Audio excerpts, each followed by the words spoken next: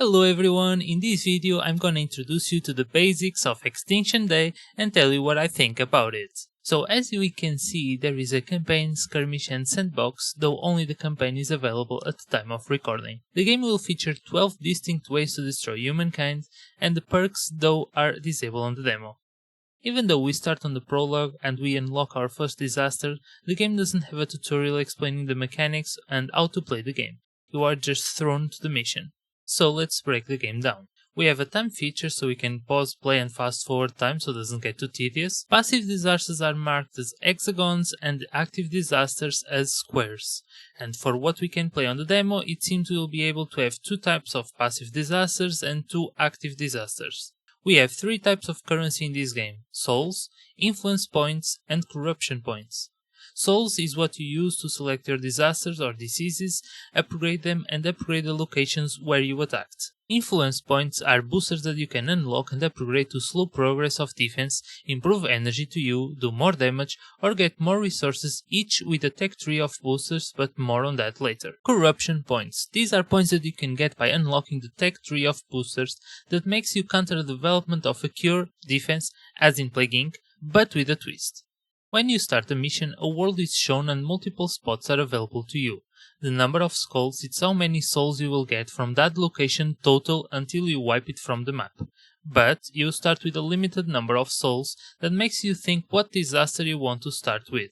After you choose the starting location, you select disasters, and as I pointed before, you choose the hexagon for passive disasters, and it shows the available options and their costs in souls.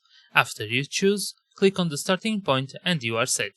Notice that the map has only a few main regions. That's because each main region can spread the disaster to some sub-regions that only from spread you can get there. And when you get a sub-region that has another main region connected to it, then you can select that main region with a new or same disaster if you have souls for it, of course. Each main area has an energy cost for week, and for each disaster you have a different cap.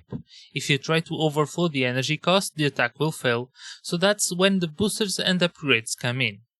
In each area you have enhancers for your disasters, and in there you boost all types of stats, including energy efficiency that decreases your daily energy cost by 20%. That translates in less energy for a week, so more energy to expand the disasters.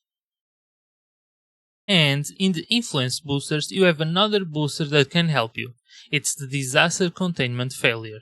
That will increase the passive energy, aka increase the cap of the energy of each disaster, and that will help a ton expanding chaos all over the world.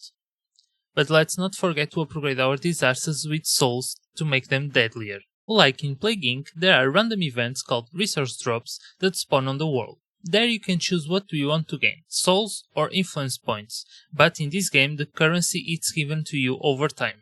But let's not forget about the active disasters. You can use them by clicking or using the shortcuts Q and W. After that you select an area and... yeah, I was expecting something more. And yes, upgrading the disasters can make some extra interactions like this one, creating an extra cloud of damage, but all in all nothing too impressive. Though, don't forget, humanity after some chaos will start to raise alertness, and when they start making defense, that's when you will start using the corruption points. When that happens, there will be debuffs on the main regions, and you can see that by the exclamation mark. Then, if you interact with that, you will have an attempt to overrule using the corruption points. But it's not certain because you will need to spin the wheel and win to clear the debuffs. One interesting mechanic that I found is that when you get to a certain extent of destroying humanity, they will build an ark. And after populating the ark with 5,000 people, well, try again I guess. You get some perks and skill points so you can get stronger, and I assume make it easier to win the game. So yeah, it's a game of trial and error where you get stronger even though you failed. So now what I think of the game up until this point. I think it has more mechanics and complexity than Plague Inc., and for enthusiasts of the genre, I think you're gonna have a good time. I think a better tutorial at the start of the game could help new players getting into the game.